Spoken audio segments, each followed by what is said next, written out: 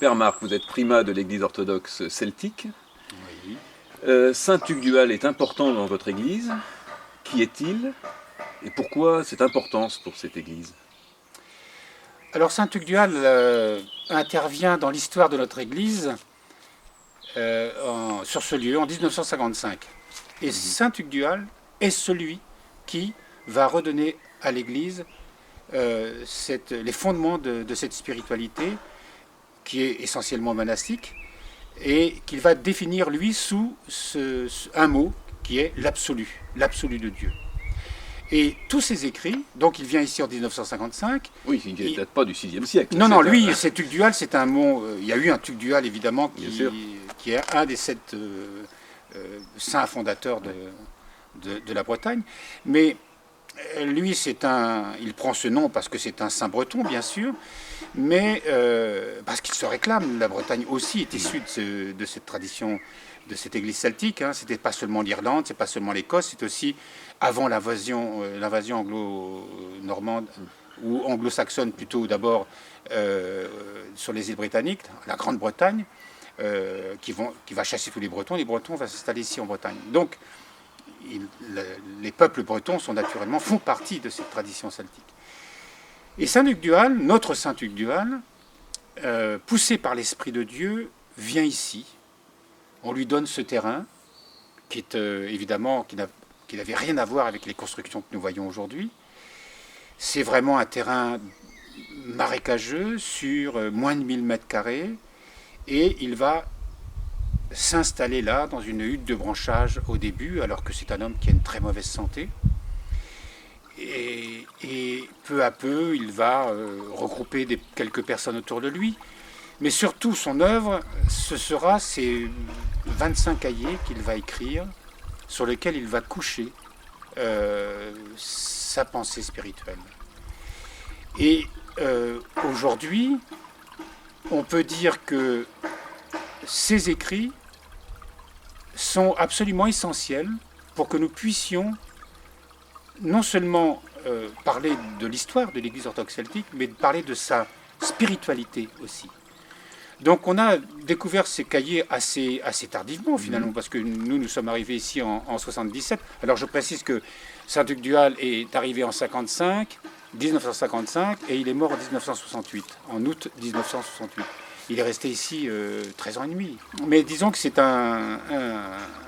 quelqu'un qui a essayé vraiment de restaurer cette église. Alors, son œuvre, vraiment, c'est cette spiritualité-là, cet absolu de Dieu, qui traduit à la fois la pensée, la spiritualité des moines celtes, mais au fond, la spiritualité de l'église celtique telle qu'elle était. C'est pas seulement pour les moines, mais c'était vraiment pour l'ensemble du peuple de Dieu. D'ailleurs, dans ses écrits, il s'adresse au peuple de Dieu. Et il s'adresse souvent aux Bretons en disant « Mais vous avez un héritage, qu'est-ce que vous avez à faire à être catholique, orthodoxe, ou au sens oriental du terme, et protestant ?»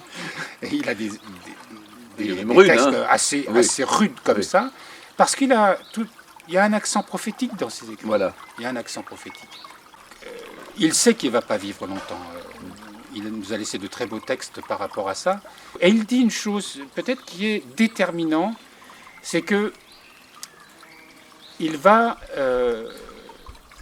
pendant 10 ans, dit-il, être dans une sorte de nuit intérieure.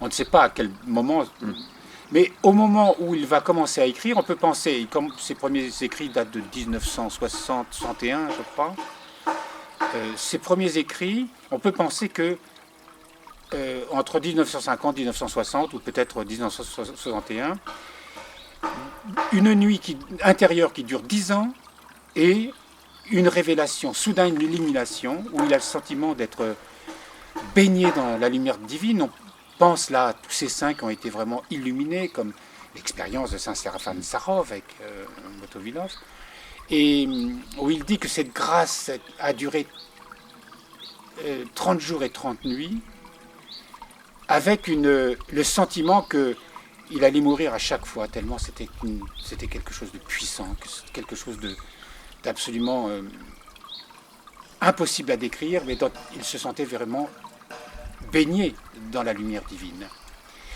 Et on peut penser que c'est à cause de cela qu'il va donner le nom de ce Dieu ici, Sainte Présence, parce qu'il fait l'expérience de la lumière divine, évidemment, qui peut se traduire par la présence divine. Derrière cette parole de feu, ces accents prophétiques, cette parole qui est sans concession aussi. Quand il parle de l'absolu, on se donne à Dieu sans concession. On ne marchande pas. C'est toute sa vie qu'on donne. Qu'on soit moine ou qu'on ne le soit pas, c'est l'amour. En fond, c'est une réponse absolue à un amour de Dieu qui lui aussi est absolu. Et il disait que ça, c'était le cœur de la spiritualité de l'Église celtique. D'ailleurs, il n'appelait pas l'Église celtique. Le mot celtique aujourd'hui comporte beaucoup de sens et il a une certaine ambiguïté. Il avait appelé son Église la Sainte Église en celtie. Le mot celtie, ça définissait plutôt une tradition dans un espace, plutôt dans une culture, dans une tradition qu'on appelle celtique. Mais le mot celtique est une sorte de royaume spirituel, d'église spirituelle. Pour lui, la celtie, ça ne s'arrêtait pas, évidemment, à la géographie des pays celtiques, tel qu'on pourrait le définir aujourd'hui. Non, il faisait référence à cette grande église qui a eu un rayonnement exceptionnel. Elle a quand même relevé l'Europe rechristianiser l'Europe à la chute de l'Empire romain. Mais voilà, Saint-Hugues Duhal, le fait de parler de cet absolu et de s'engager dans cet absolu, c'était ça le cœur pour lui de la vie chrétienne. Et il y a une conséquence directe. Pour lui, par exemple, l'œcuménisme se fait naturellement dans cet absolu-là. Si toutes les églises vivaient cet absolu-là, alors le problème de l'unité serait vite résolu. Il a souvent mis en opposition à cet absolu ce qu'il appelait les relativités. La relativité, pour lui, c'était vous êtes canonique, vous n'êtes pas canonique. Vous serez sauvé parce que vous adhérez à l'Église, parce qu'il y a le pape de Rome, ou parce que, pour les protestants, c'est la Bible avec sa lecture propre à la tradition protestante, ou orthodoxe, avec la plénitude de l'esprit que d'autres églises n'auraient pas, etc., etc. Chaque église revendique une vérité ou la certitude qu'elle est l'Église. Alors aujourd'hui, évidemment, on commence à relativiser cela, mais tout de même, et lui, Saint-Hugues Duhal, et peut-être à notre époque plus contemporaine, avec un père Mathaël Maskine, dont nous avons les éditions de l'abbaye de Bellefontaine ont traduit certains de ses enseignements, publié certains de ses enseignements, on retrouve la même spiritualité. C'est-à-dire une spiritualité qui va se baser vraiment sur vivre le Christ. Et qu'en le vivant, on va sortir de l'interprétation, qui disait-il, charnelle. C'est-à-dire, quand il parle de charnelle, on ne peut pas être autrement que être pris par les passions si on ne sait pas sanctifier, purifier. Et là, on ne va pas se cacher derrière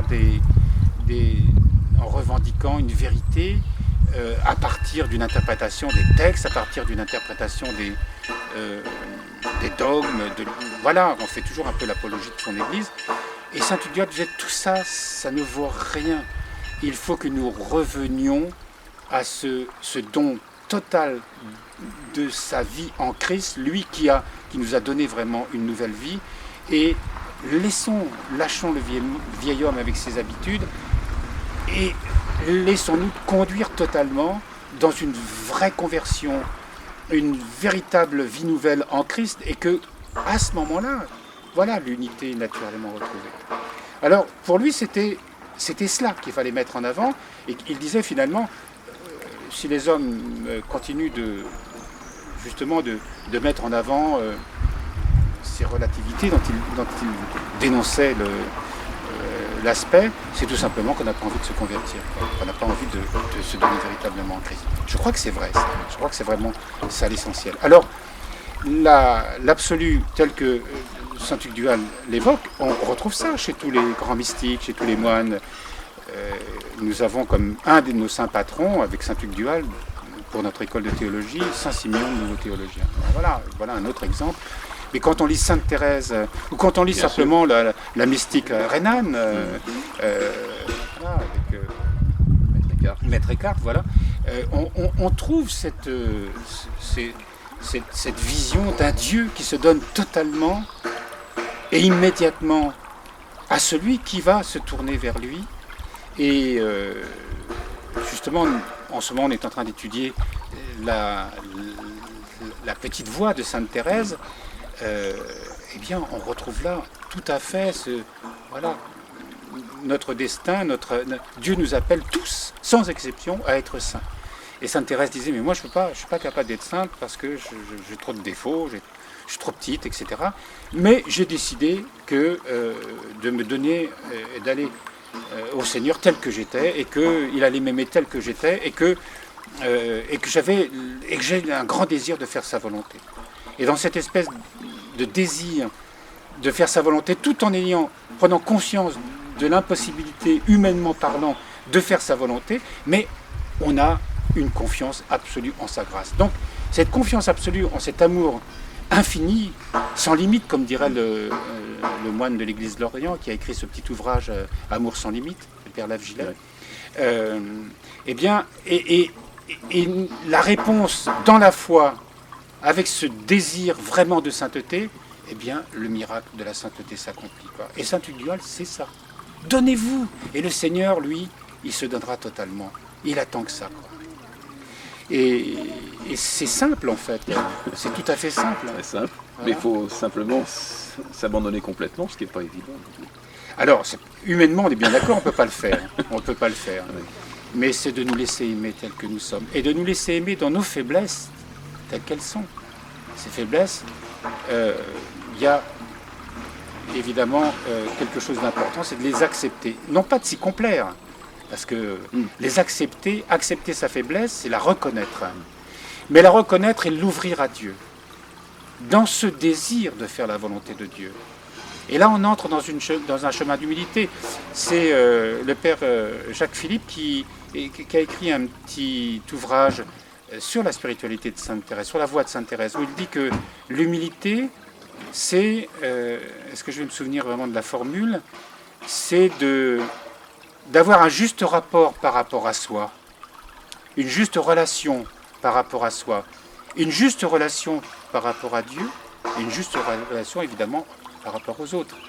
Mais cette juste relation, pour qu'elle soit un chemin d'humilité, il faut que ce soit cette reconnaissance et cette acceptation de tout ce qui en nous empêche de nous ouvrir à cet amour et d'aimer comme Dieu nous aime. Mais le fait d'avoir ce regard à la fois lucide et humble sur soi, alors commence là véritablement une vraie conversion, un véritable repentir. Et Saint Tugdual, avec ses accents à lui, oui. C'est simplement ça. Et donc lui disait, ben voilà, commençons par cela, et tout le reste viendra en même temps. C'est-à-dire l'unité de l'Église, avec cette profonde transformation qui conduira véritablement, non seulement à l'Église de retrouver son unité, mais en même temps à toute l'humanité de recevoir le Christ. Et il disait que, voilà, il appelait les Celtes à retrouver cette tradition, c'est celle de vos pères, et c'est tout simple, mais c'est vrai que de son vivant, il n'a pas trouvé les disciples qui allaient pouvoir le suivre, et nous-mêmes, aujourd'hui, nous n'avons pas la prétention de vivre ce que lui, mais nous essayons quand même vraiment de recueillir cette spiritualité et de l'appliquer dans notre vie, à la fois personnelle, communautaire, ecclésiale bien sûr. Et c'est ça, vraiment le cœur de la tradition. Aujourd'hui, on a tout ce qu'il faut. Alors, oui. C'est quelque chose qui n'est pas achevé, mais c'est tout de même, on a là tous les outils nécessaires pour non pas restaurer dans un esprit archéologique une église ancienne, mais de disposer des outils pour que cette église, du moins cette tradition, cette histoire, cette richesse, cet héritage, puisse aujourd'hui s'actualiser dans un monde totalement différent, mais faire de nous des apôtres d'un monde nouveau, parce que nous sommes dans un monde nouveau, dont nous sentons que c'est un monde de transition en même temps, parce que beaucoup de choses changent, mais je dirais je crois que c'est le Père Mène qui disait que le christianisme ne fait que commencer.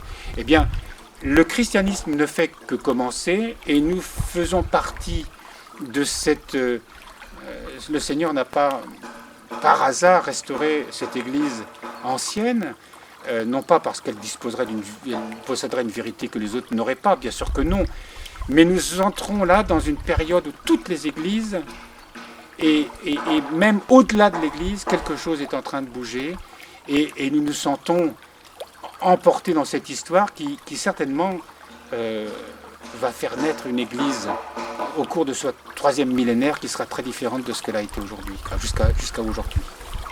Merci Père Marc. Voilà.